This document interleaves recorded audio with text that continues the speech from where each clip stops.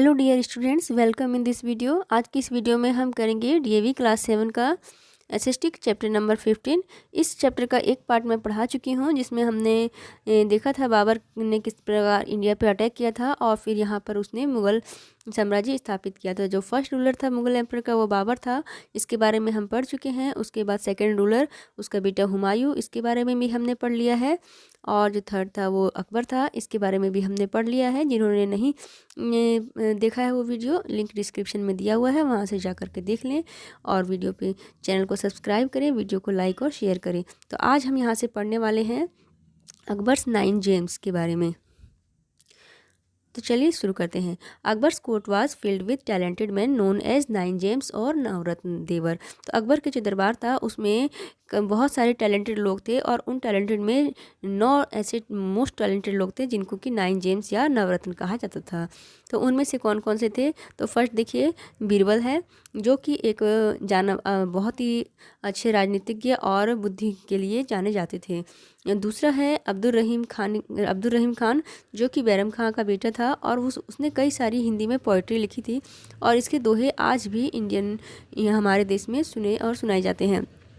Third है अबुल फजल, ये भी एक बहुत ही ग्रेट स्कॉलर, महान विद्वान था, हिस्टोरियन था, इतिहासकार था और इसने अकबरनामा और आईने अकबरी लिखी है। फोर्थ है फैज़ी, जो कि अब्दुल फजल का भाई था और यह भी एक बहुत अच्छा पोइट था और फिलोसोफर था और इसने भगवत गीता को पर्शियन लैंग्वेज में ट्रांसलेट किया था। 5 है तानसेन, ये एक बहुत ही अच्छे सिंगर और म्यूजिशियन थे, जो मतलब कि एकदम एक्सेप्शनल टैलेंट, यानी कि बहुत ही अलग ही बहुत ही ज़्यादा टैलेंटेड थे तानसेन। और ये वर्ल्ड फेमस ये क्या थे? वर्ल्ड फेमस रागदीप, मतलब कि रागदीप एक म्यूज़िक में ही कुछ गाने का होता है, उसमें ये वर्ल्ड फेमस थे। नंबर 6 है राजा टोडरमल, जो कि एफिशिएंट एडमिनिस्ट्रेटर थे, प्रशासन व्यवस्था को ये देखते थे।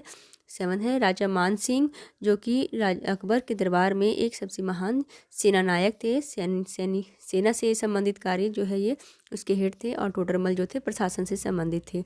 नंबर 8 है हमाम, जो कि अपने बहुत ही अच्छे फिजिशियन थे। और नंबर 9 है मुल्ला दो प्याजा, जो कि एक ग्रेट स्कॉलर थे और वे अपने रेडी विट, यानी कि हाजिर जवाबी के कार्य के लिए तुरंत, मतलब कोई भी चीज़ का जवाब उनके पास हाजिर रहता था, उसके लिए बहुत ही फेमस थे। तो इस प्रकार से अकबर के दरबार के ये नवरत्न थे। अब हम देखते हैं नेक्स्ट जहांगीर के बारे में। तो जहांगीर जो है वो अकबर के बाद उसका बेटा मोहम्मद सुल्तान सलीम जो है वह राजा बना और वह 1605 में आगरा के किले में उसने अपना नाम जहांगीर के नाम से वह राजा बना था। जहांगीर का मतलब होता है होल्डर ऑफ वर्ल्ड, यानी कि दुनिया को होल्ड करने वाला। और उसने अपना टाइटल नूरुद्दीन रखा। नूरुद्दीन का मतलब है लाइट ऑफ फेथ, यानी विश्वास की रोशनी। अकबर हमेशा उसे शेखू बाबा के नाम से बुलाया करते थे। 1606 में जहांगीर का बेटा राजकुमार खुसरो जो है वो आगरा से भाग गया। क्योंकि उसके जो है कई सारे जो नोबल थे, अमीर लोग थे, वो खुसरो को जहांगीर की जगह पे उस खुसरो को राजा बनाना चाहते थे। तो जहांगीर ने उसका पीछा किया और उसको भैरोवाल के युद्ध में हरा दिया। Jahangir consolidated his territories and developed the administrative system that were introduced by his father. उसके फादर के द्वारा जो उसको एडमिनिस्ट्रेटिव सिस्टम दिया गया था उसको उसने डेवलप किया और अपनी टेरिटरीज़ को संगठित किया, एकत्रित किया। और उसका कोर्ट कल्चर जो था, दरबार की जो व्यवस्था थी, वह मुग़ल काल में काफ़ी अच्छी फ्लरिश हो रही थी, फल फूल रही थी। उसे गार्डन में भी बहुत ज़्यादा रुचि थी। उसने मुग़ल का जो पेंटिंग थी, मुग़ल काल में जो वाली जो पेंटिंग की जो कला थी, चित्रकला, ये जहांगीर के समय में जो है वो अपने एकदम टॉप लेवल पे पहुंच गई थी। बहुत ही अच्छा चित्रकार जो थे जहांगीर के समय में थे। जहांगीर की शादी नूरजहाँ से हुई थी, जिसका अर्थ होता है लाइट ऑफ वर्ल्ड। नूरजहाँ का अर्थ क्या है? लाइट ऑफ वर्ल्ड है। उससे जहांगीर की शादी हुई थी। जहांगीर ने दोबारा से राजपूतों के साथ युद्ध शुरू कर दिए थे। The Afghan amirs of Bengal oppose the authority of Mughals. जो अफ़गान अमीर थे, बंगाल के अफ़गान अमीर, उन्होंने मुग़लों की सत्ता का विरोध करते रहते थे हुए। और फिर साउथ में भी जो डिस्टर्बेंस था उसे भी ये कंट्रोल नहीं कर सका था। और ये जहांगीर था ये बहुत ज़्यादा ड्रिंक करता था, बहुत ज़्यादा शराब पीता था और जिसके कारण से इसकी मृत्यु 1627 में हो गई थी। जहांगीर के बाद इसका बेटा शाहजहां सिंहासन पर बैठता है। अब इधर देखते हैं डू यू नो में, Jahangir was able to conquer the fort of Kangra where even Akbar had not succeeded. तो जहांगीर ने कांगड़ा का जो किला था उस पर अधिकार करने में ये सक्षम था, मतलब उस पर इसने अधिकार कर लिया था, जिसको कि अकबर नहीं जीत पाया था, जिसको उसको अपने अधिकार में करने में वो सफल नहीं हो सका था, तो उसको उसने कर लिया था। नेक्स्ट डू यू नो है, Jahangir was famous for his justice. Jahangir अपने न्याय के लिए भी फेमस था। उसने एक चेन, जस्टिस ऑफ चेन जो है वो सेटअप किया था, जिसमें 60 बेल्स लगे हुए थे और वे बेल्स एक दूसरे से अटैच थे और ये प्योर गोल्ड के बने हुए थे। और ये 60 बेल्स जो थे इनमें इसका जो एक किनारा था वो आगरा के किले से जुड़ा हुआ था और दूसरा जो था वो यमुना रिवर के बैंक पे एक स्टोन का कॉलम था, उससे जुड़ा हुआ था। जैसे कि देखिए ये आगरा के किले पे यहाँ है और यहाँ स्टोन का है और इसमें 60 बेल्स लगे हुए थे। तो जैसे ही रस्सी खींचा जाता था तो एक बेल से दूसरा बेल टकराते टकराते इस तरह करके आगरा का किला, जहाँ पर जहांगीर रहता था, राजा रहता था, वहाँ पर जाके बसता था। तो इस तरह से राजा को पता चल जाता था। Anyone who want to justice, कोई भी जो कि न्याय चाहता था वो इस चेन को खींचता था, जिससे कि राजा का ध्यान उसकी ओर आकर्षित हो और राजा उसकी ओर ध्यान दे। जहांगीर ने 12 ऑर्डिनेंस को भी लागू किया था ताकि गवर्नेंस जो है, देश का जो प्रशासन है उसको बेटर किया जा सके। नेक्स्ट शाहजहां है। तो शाहजहां का जो रूलिंग टाइम था वो देखिए 1628 से 58 सी तक था। Khurram the third son of Jahangir, Jahangir का तीसरा बेटा खुर्रम जो था वह शाहजहां का के नाम से सिंहासन पर बैठा और उसकी माँ जो थी वह उदय सिंह, जोधपुर के शासक उदय सिंह की बेटी थी। Shah Jahan had to face the rebellions of Jujhar Singh, Bundela chief and Jahan Lodi and Afghan chief. Shah Jahan को बुंदेला प्रमुख जजहर सिंह और अफगान के प्रमुख जहान लोदी के विद्रोहों का सामना करना पड़ा था। शाहजहां के अंडर में दक्कन पॉलिसी जो थी मुगलों की वो एक नए फेज में पहुंच गई थी। ये अनेस्ट अहमदनगर एंड दौलताबाद, वह अहमदनगर और दौलताबाद में भी उलझा रहा था, वहाँ उनके साथ युद्ध में भी वो उलझा रहा था। He forced the rulers of Bijapur and Golconda to accept his supremacy. उसने गोलकुंडा और बीजापुर के शासकों को अपनी सुप्रीमेसी स्वीकार करने के लिए भी फोर्स किया था। 1636 में शाहजहां जो है वो वापस आगरा आ जाता है और अब दक्कन का जो गवर्नर है वो उसे अपने बेटे औरंगजेब को बना देता है। The Mughal emperor reached its greatest prosperity during the reign of the Shahjahan. Shahjahan के शासनकाल में जो मुगल साम्राज्य था वो अपने ग्रेटेस्ट प्रोस्पेरिटी पर, यानी कि बहुत ही उच्च रिचनेस पे, बहुत ज़्यादा हाई रिचनेस पे पहुंच चुका था। उसके जो मिनिस्टर्स थे वो काफ़ी एफिशिएंट थे और अच्छे योग्य थे, मतलब कि जितने मिनिस्टर्स होने चाहिए उतने पर्याप्त मात्रा में थे और वे सभी योग्य भी थे। वह एक ऑर्थोडॉक्स मुस्लिम था, यानी कि कट्टर मुस्लिम था, लेकिन फिर भी जो नॉन मुस्लिम्स थे उनके प्रति भी वह अच्छा बिहेव करता था। उसने जो कोर्ट के महत्व को भी इंक्रीज़ किया था।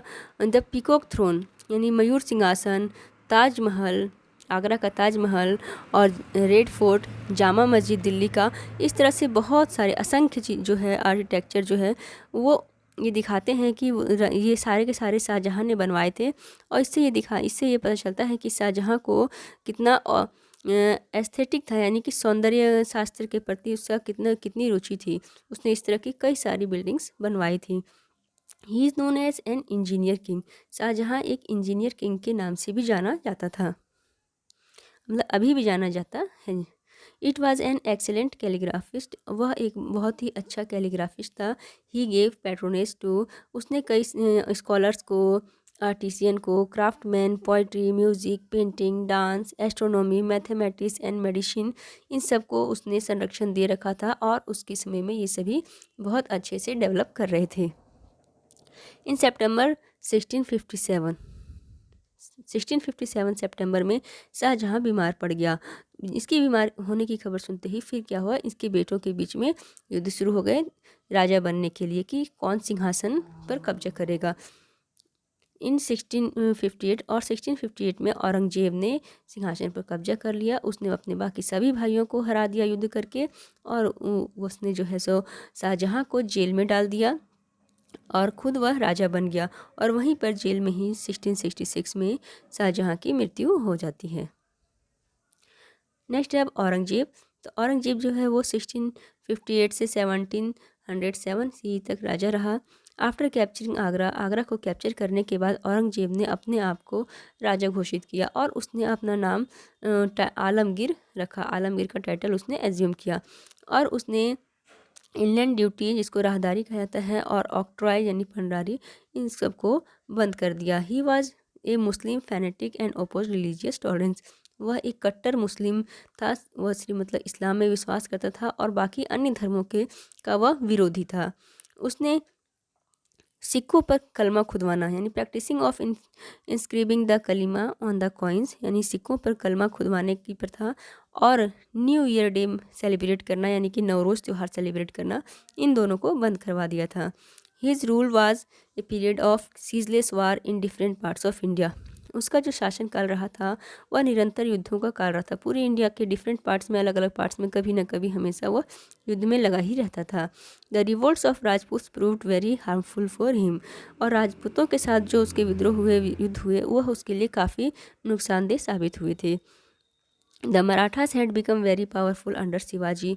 शिवाजी के अंडर में मराठा भी काफ़ी पावरफुल हो गए थे। Aurangzeb send Shaista Khan the governor of Bengal to fight against Shivaji but Shaista Khan was defeated. Aurangzeb ने शाइस्ता खां को, जो कि बंगाल का गवर्नर था, उसको शिवाजी से अगेंस्ट लड़ने के लिए भेजा था, लेकिन इसमें शाइस्ता खां की हार हो गई।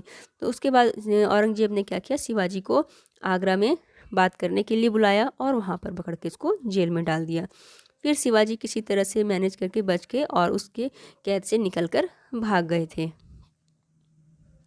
The Marathas, the Jat and the Sikhs never allowed Aurangzeb to rest in peace.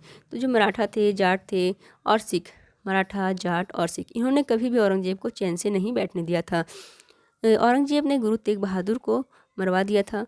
तो उसका बेटा जो था थे गुरु गोविंद सिंह, वे मुगलों से यानी कि औरंगजेब की डेथ तक 1707 तक युद्ध करते रहे थे।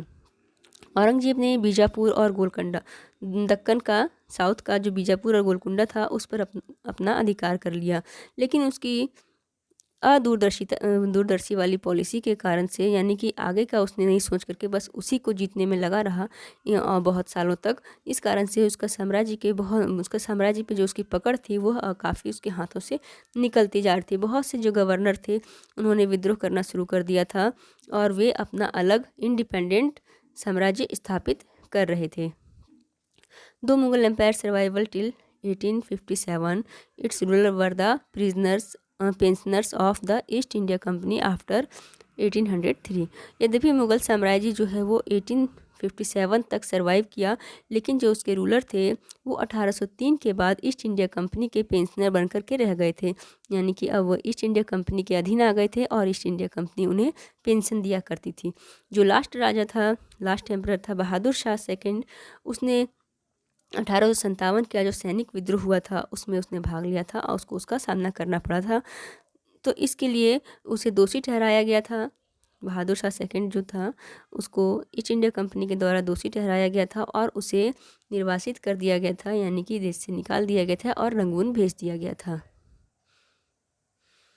Governance under Mughal emperor. तो अब देखते हैं कि मुगल एम्परर का प्रशासन व्यवस्था कैसा था। फर्स्ट हमारा है administration. The Mughals managed to unite the country politically. जो मुगल्स थे उन्होंने देश को राजनीतिक रूप से यूनाइट करने का काम किया था, सबको एक मतलब कि राज्य के अंडर लेके आए थे, यूनाइट किए थे। दे establish a uniform system of administration which was combination of both Indian and Persian system. उन्होंने एक ऐसा एडमिनिस्ट्रेशन सिस्टम जो है वो बनाया था जिसमें दोनों इंडियन और पर्शियन दोनों सिस्टम का कॉम्बिनेशन था। They believed in the supreme authority of the king. वे राजा की सुप्रीम पावर में बिलीव करते थे कि सब सर्वशक्तिमान राजा है, उससे ऊपर कुछ भी नहीं है। A strong army and efficient ministers assisted the emperor. राजा के द्वारा एक बहुत ही स्ट्रॉन्ग आर्मी और एफिशिएंट मिनिस्टर्स को असिस्ट किया जाता था, नियुक्त किया जाता था। The whole empire was divided into subas. पूरा साम्राज्य जो था वो सूबा में डिवाइडेड था और वहाँ का शासन सूबेदार के द्वारा किया जाता था। सूबेदार जिसको कि गवर्नर कहा जाता है। The diwan was the collector of land revenue. जो दीवान थे वो लैंड रिवेन्यू यानी भूमि कर कलेक्ट करते थे। उसी तरह से कोतवाल जो थे वो शहर में लॉ एंड ऑर्डर को देखते थे। अकबर ने एक मनसबदारी प्रथा चलाई थी जिसमें क्या था कि जो ऑफिशियल्स थे उनको उनकी पोस्ट और रैंक और पोजीशन के अकॉर्डिंग जो है सो उनको पोस्ट जो है वो दी जाती थी। The mansabdar were responsible for both civil and military administration. और ये जो मनसबदार होते थे ये सिविल और मिलिट्री दोनों तरह के एडमिनिस्ट्रेशन के लिए रिस्पॉन्सिबल होते थे। तो मनसबदारी सिस्टम किसने चलाया था? अकबर ने। अब देखते हैं society and economy. The society was divided into 2 levels. Society 2 levels में बटे हुए थे। पहला जो लेवल था उसमें नोबल और हाई ऑफिशियल्स लोग थे, अपर क्लास के लोग थे, उनकी लाइफ काफ़ी लग्जरी थी। और दूसरा जो था वो लोअर क्लास के लोग थे जिनमें एग्रीकल्चर करने वाले और लो लेवल के जॉब करने वाले थे जो शहरों में रहते थे। इनकी कंडीशन काफ़ी मिजरेबल थी। जो इनकम का मेन सोर्स था स्टेट का वो लैंड रिवेन्यू था जो कि फिक्स था। टोटल जो प्रोड्यूस होता था उसका 1/3 लैंड रिवेन्यू के रूप में सरकार राजा के द्वारा ली जाती थी। जो लैंड स्टेट का जो लैंड रिवेन्यू है उसे खालिसा के नाम से जाना जाता था। ट्रेड भी इस समय में काफ़ी डेवलप कर रहा था। Indian goods were exported to different parts of Asia, Africa and Europe. जो इंडियन गुड्स थे, भारतीय सामान थे, वो अलग अलग पार्ट्स में एशिया के, अफ्रीका के और यूरोप में एक्सपोर्ट किए जाते थे। बहुत सारी फॉरेन कंपनीज जैसे कि पोर्तुगीज़, डच और इंग्लिश ये सभी भी व्यापार में इन्वॉल्व थी। And the Mughal emperors encourage trade by building serais and roads etcetera. जो मुगल सम्राट थे उन्होंने ट्रेड को बढ़ावा देने के लिए कई सारे सराय बनवाए, रोड बनवाए, इस तरह की व्यवस्थाएं की ताकि जो व्यापारी हैं उन्हें सुविधा हो सके व्यापार करने में। अब देखते हैं रिलीजन कैसा था उस समय का। तो जो मुग़ल एम्परर थे वो इस्लाम धर्म को फॉलो करते थे। अकबर फर्स्ट मुग़ल राजा था जिसने कि रिलीजियस टॉलरेंस की नीति अपनाई थी, यानी कि धार्मिक सहिष्णुता सभी धर्मों के प्रति, और उसने इसके लिए सुलह ए कुल यानी सभी धर्मों के लोगों को समान महत्व दिया था। Other religions to build a strong empire in India, यानी कि इसलिए इस तरह किया था ताकि क्योंकि इंडिया में कई रिलीजन्स के लोग रहते थे और एक स्ट्रॉन्ग एम्पायर बनाने के लिए ज़रूरी था कि सबको जो है वो सबके साथ अच्छा बिहेव किया जाए। It aimed at harmony among different religions. इसका उद्देश्य ये था कि अलग अलग रिलीजन्स जो थे उन सब के बीच मिलजुल बना रहे। He set up a hall for worship, Ibadat Khana, which was open to believers of different religions. उसने एक हॉल बनाया था पूजा के लिए, वर्शिप के लिए एक हॉल बनाया था जिसका नाम था इबादत खाना, और जो सभी धर्मों के लोगों के लिए सभी धर्मों के लोगों को मानने वाले लोगों के लिए खुला था, जैसे कि जैन, हिंदू, जोरस्ट्रियंस, क्रिश्चियंस वगैरह, वहाँ पर सभी धर्म के लोग आ सकते थे। Jahangir and Shahjahan were also tolerance toward the other religions. Jahangir और जो शाहजहां थे वे भी अन्य धर्मों के प्रति टॉलरेंट थे, लेकिन जो औरंगजेब था वो एक कट्टर मुस्लिम था। उसने हिंदुओं को ज़बरदस्ती इस्लाम धर्म स्वीकार करने के लिए फ़ोर्स किया था। उसने हिंदुओं पर जजिया नामक कर भी लगाया था। जजिया कर उन पर लगाया जाता है जो कि इस्लाम नहीं होते यानी मुस्लिम नहीं होते, उनसे एक प्रकार का धार्मिक टैक्स लिया जाता था इस्लाम नहीं होने के लिए। In his policy of religious intolerance weakened the foundation of the Mughal empire. और जो उसकी ये पॉलिसी थी रिलीजियस इंटॉलरेंस की, उसने मुगल साम्राज्य की जो फाउंडेशन थी उसको कमज़ोर कर दिया था। Literature, art and architectures. All great works of Sanskrit like Rajatarangini, Ramayana, Mahabharata, Purana et cetera were translated into Arabic. जितने भी बड़े बड़े ग्रंथ थे संस्कृत में जैसे कि राजतरंगिणी, रामायण, महाभारत, पुराण, इन सबको अरेबिक भाषा में ट्रांसलेट किया गया था। और हिस्ट्री भी इस समय इंडियन राइटिंग का एक इम्पॉर्टेंट पार्ट बन गया था। बाबरनामा, अकबरनामा, आइने अकबरी, ये सब इस काल के कुछ इम्पॉर्टेंट सोर्सेज हैं इंफॉर्मेशन देने के। जहांगीर जो था वो एक स्कॉलर था, पर्शियन लैंग्वेज में वो विद्वान था और उसने तुझ ए जहांगीरी लिखा था। शाहजहां ने बहुत अपने टाइम के जो राइटर्स थे उनको संरक्षण दे रखा था। मुग़ल काल जो था वह म्यूज़िक के लिए एक गोल्डन पीरियड था, सुनहरा पीरियड था। तानसेन जो था वह इस अकबर के कोर्ट का एक फ़ेमस ज्वेल था, जो नवरत्न था उनमें से एक था। पोइट्री भी इस समय काफ़ी पॉपुलर थी और ये जो है सो कई तरह के वैरायटी पर बेस्ड थी, जो रॉयल वर्शिप से लेकर के रॉयल कोर्ट तक यानी कि शाही दरबार तक चलती थी। The Mughal built fine specimen of architecture. Akbar build the famous Humayun tomb in Delhi. जो मुगल काल था उस समय के बहुत सारे हमें आर्किटेक्चर देखने को मिलते हैं, बहुत सारे बने थे उस समय, जिसे कि अकबर ने का द्वारा बनाया गया है, फेमस है। दिल्ली में हुमायूं टॉम जो है वो फतेहपुर सिकरी और बुलंद दरवाज़ा आगरा के पास में है। ये सब अकबर के द्वारा बनवाए गए थे। Jahangir laid beautiful garden like Shalimar Bagh.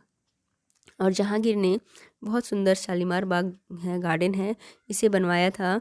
But it is Shahjahan who is known as engineer emperor. लेकिन ये शाहजहाँ है जो कि इंजीनियर एम्पर के नाम से जाना जाता है। ही बिल्ट रेड फोर्ट। उसने लाल किला बनवाया, जामा मस्जिद और वर्ल्ड फेमस ताजमहल बनवाया। But Aurangzeb did not favour fine art. लेकिन औरंगजेब जो था वो फाइन आर्ट के बिल्कुल फेवर में नहीं था, उसको ये सब बिल्कुल पसंद नहीं था। Akbar build Buland Darwaza at Fatehpur Sikri to commemorate his victory over Gujarat. Akbar ने गुजरात पे जीत के उपलक्ष्य में जो है वहाँ पर फतेहपुर सिकरी में एक बुलंद दरवाज़ा बनवाया था। The paintings of Mughal period were synthesize of Indian and Persian school of art. जो मुगल काल की जो पेंटिंग्स थी वह इंडियन और पर्सियन कला का उसमें मिक्सचर हमें देखने को मिलता है।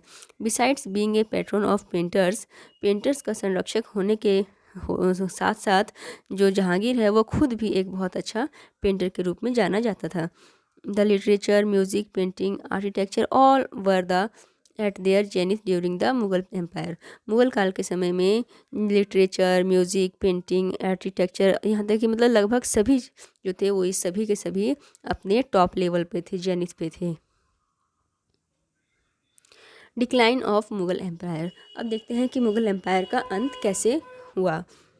The strong point of Mughal empire were religion tolerance, human approach, skilful diplomacy and able administration. जो स्ट्रॉन्ग पॉइंट था मुगल एम्पायर का, जिसके कारण से इतने बड़े साम्राज्य को संगठित रखा जा सका था, वो क्या था कि रिलीजियस टॉलरेंस था, ह्यूमन अप्रोच था, स्किलफुल डिप्लोमेसी था और एबल एडमिनिस्ट्रेशन था। लेकिन इसके बाद जो है इन पॉलिसीज़ को रिवर्स कर दिया गया, यानी कि वापस जब लेने लगे इस पॉलिसीज़ को, रिलीजियस टॉलरेंस की जगह इंटॉलरेंस आने लगा, तो इससे क्या हुआ, साम्राज्य का विघटन, साम्राज्य का अंत शुरू हो गया, डिक्लाइन शुरू हो गया। आप इधर देखते हैं, do you know after Aurangzeb 9 rulers came to the throne within a period of 54 years. Aurangzeb के बाद ऐसा हुआ कि मात्र 54 ईयर्स के अंदर 9 राजा बने।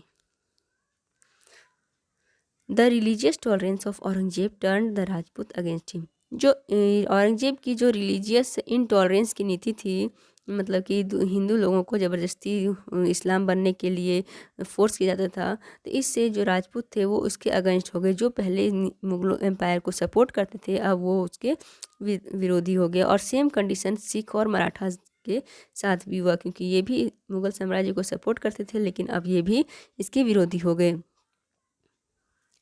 The Mughals did not have any rule of succession. मुगलों के पास कोई मतलब कि राजा के बाद अगला राजा कौन बनेगा, इस प्रकार का कोई मतलब कि ऐसी रूल नहीं था। इसलिए क्या होता था कि कोई भी राजा के डेथ के आफ्टर डेथ, उसकी डेथ के बाद उन जो उसके उत्तराधिकार होते थे उनमें एक बहुत ही ब्लडी वार यानी बहुत ही भयंकर युद्ध शुरू हो जाता था, और जो नोबल्स थे वे भी बहुत षड्यंत्र करने लग जाते थे।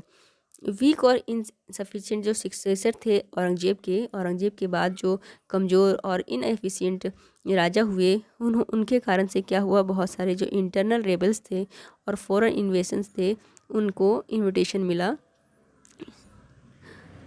Corrupt officials and heavy burden of land revenue resulted in revolts by peasants leading to low tax collections. जो करप्ट ऑफिशियल्स थे वो क्या करते थे, बहुत ज़्यादा लैंड रेवेन्यू, भूमि जो ज़मीन पे जो कर था वो लेते थे, जिसके कारण किसान लोग भी विद्रोह करने लगे थे ताकि कम टैक्स उनसे लिया जाए।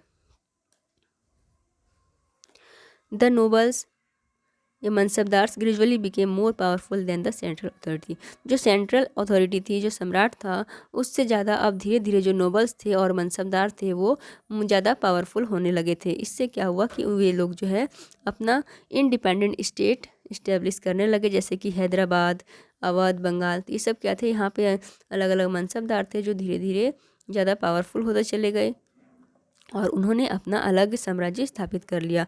The Europeans were the rising power in the world at that time. जो यूरोपियंस थे, इस समय पूरे वर्ल्ड में यूरोपियन का पावर जो है वो बढ़ रहा था, उनका पावर बढ़ रहा था। इसलिए धीरे धीरे क्या हुआ, उन्होंने इसके इंटरनल एडमिनिस्ट्रेशन में को अपने अंडर ले लिया और फिर ट्रेड को ले लिया। और इस तरह से करके जो मुग़ल एम्पायर था उसकी जो वीक सक्सेसर थे वो इन्हें मतलब कि इनका विरोध न कर सके और इन्होंने मुग़लों को अपने अंडर ले लिया। Aurangzeb remain in Deccan for almost 20 years. Aurangzeb लगभग 20 ईयर्स तक दक्कन में रहा। इसके कारण से क्या हुआ, बहुत सारे जो गवर्नर थे नॉर्थ साइड के, हुए अपना अलग स्टेट्स इस्टेब्लिश करने लग गए थे। तो आपका चैप्टर यहाँ पे आज कंप्लीट होता है। नेक्स्ट वीडियो में हम इसके क्वेश्चन आंसर करेंगे। तो आज के लिए इतना ही। Thank you for watching.